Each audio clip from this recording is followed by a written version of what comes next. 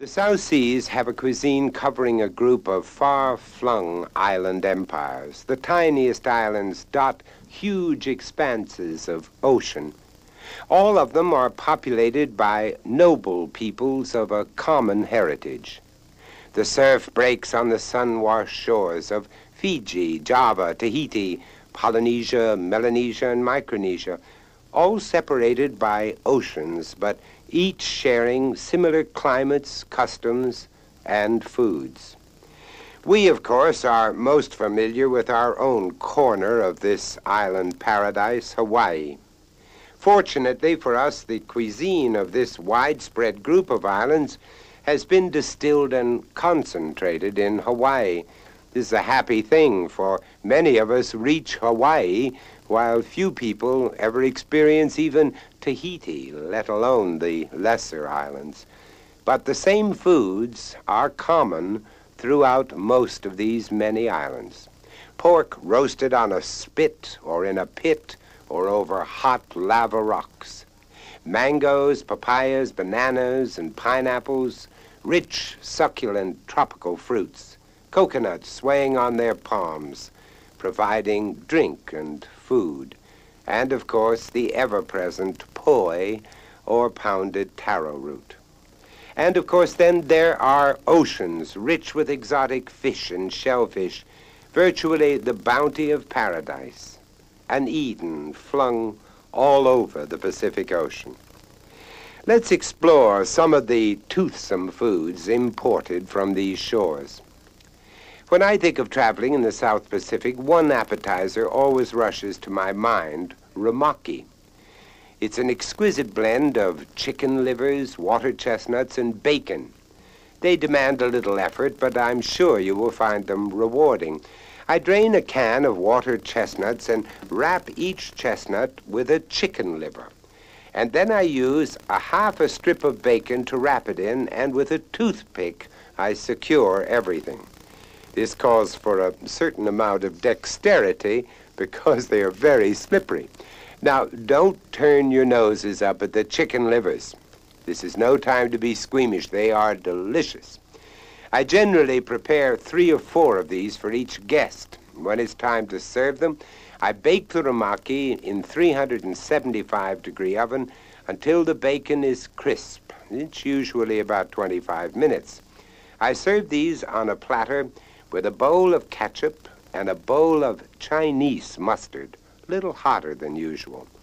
Chinese mustard, try and find it. It's literally incandescent. It's easy to prepare. You just mix 3 tablespoons of dry mustard with 2 tablespoons of water or beer. Stir it well and put it in a shallow dish. Warn your guests. You must be kind. If you feel reckless, spike the ketchup with a tablespoonful of prepared horseradish. All these flavors blend nicely with the rumaki. I usually don't mention the chicken livers unless someone asks me specific questions. After all, a little clandestine vitamin B never hurt anyone. Now, that's one sauce for rumaki, but my favorite sauce is quick and easy to make. I bring a half a cup of pineapple juice to a boil. Then I stir in a half a cup of brown sugar, a half a cup of ketchup, and 4 tablespoons full of soy sauce. When this begins to simmer, stir in a teaspoon of cornstarch that has been mixed in a tablespoonful or 2 of pineapple juice, enough to moisten it, make it runny. I let this all boil and stir it vigorously. Believe me, this makes a beautiful sweet and sour sauce in which to dip your rumaki. Another interesting appetizer is satay. These are skewers of teriyaki marinated beef, broiled and dipped in peanut sauce. I generally buy a pound or 2 of round steak and trim off all the fat. I then slip it in the freezer to ferment for about 20 minutes. After its sojourn in the freezer, the beef slices much more easily. I cut the beef into 1/4-inch slices and thread the slices onto bamboo skewers. I put them carefully into a plastic bag. After all, we don't want to puncture it. And then I pour in 1/4 of a cup of Watkins sweet and spicy salad dressing base, 1/4 of a cup of soy sauce, and 1 tablespoon of sherry and 2 tablespoons of honey. Or if you don't like the sherry, you can use bourbon whiskey. I then force out as much air as possible and seal the bag. I slip this all into the refrigerator overnight.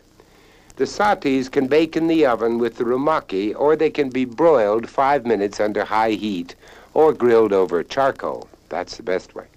I serve them with a peanut sauce. And to make peanut sauce, you chop an onion in the blender using the water method.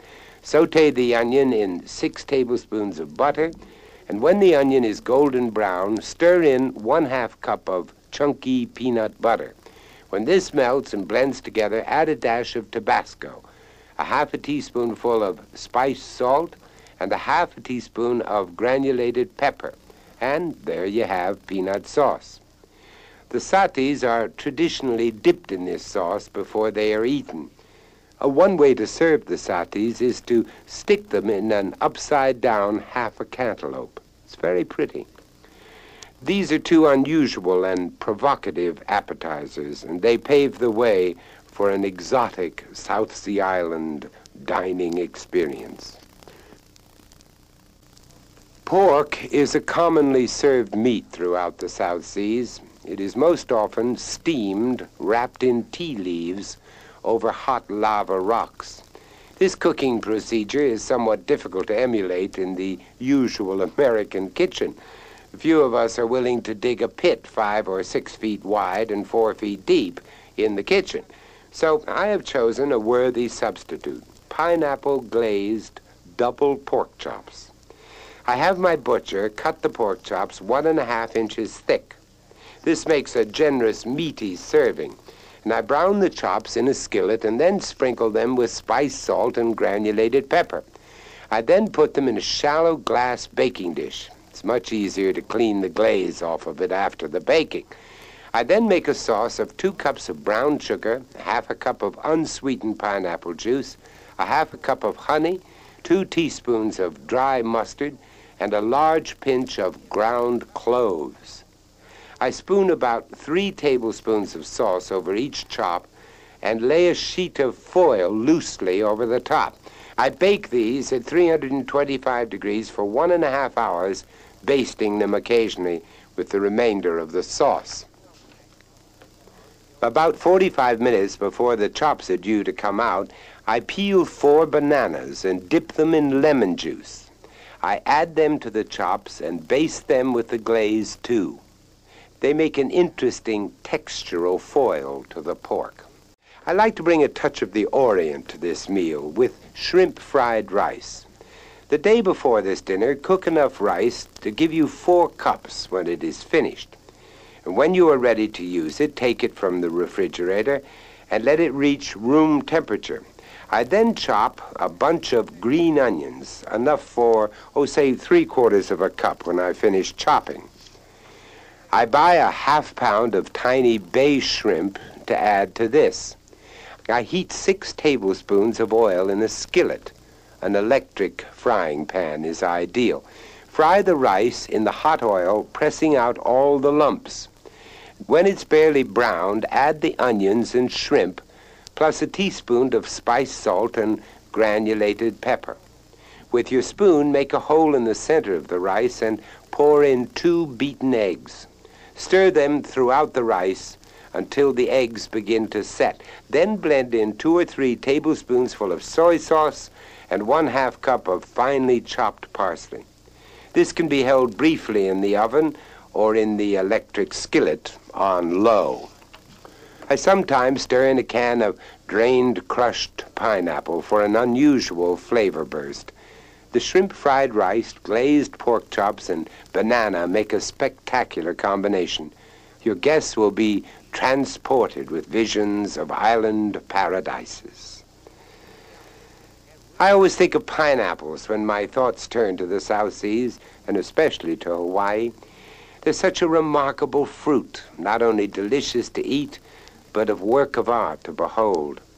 The pineapple is a traditional American symbol of hospitality. I find a juicy, ripe pineapple almost irresistible. For our dessert, let's cut 2 pineapples into quarters. Let the leaves remain because they're very attractive. Next, remove all the meat from the shells with a sharp paring knife. Discard the hard, pithy core and cut the pineapple into generous chunks. Now, when dessert time comes around, fill each shell with a scoop of pineapple sherbet and the chunks of pineapple. I like to roll my balls of sherbet in flaky coconut, and I then drizzle the coconut-covered sherbet and pineapple chunks with green creme de menthe. This is a stunning dessert, both visually and very refreshing. It's a real tropical taste and a rare treat. Well, that was a sumptuous meal, wasn't it? A real feast for our eyes as well as our stomachs. Your guests have been transported once again, and you have great reason to be proud.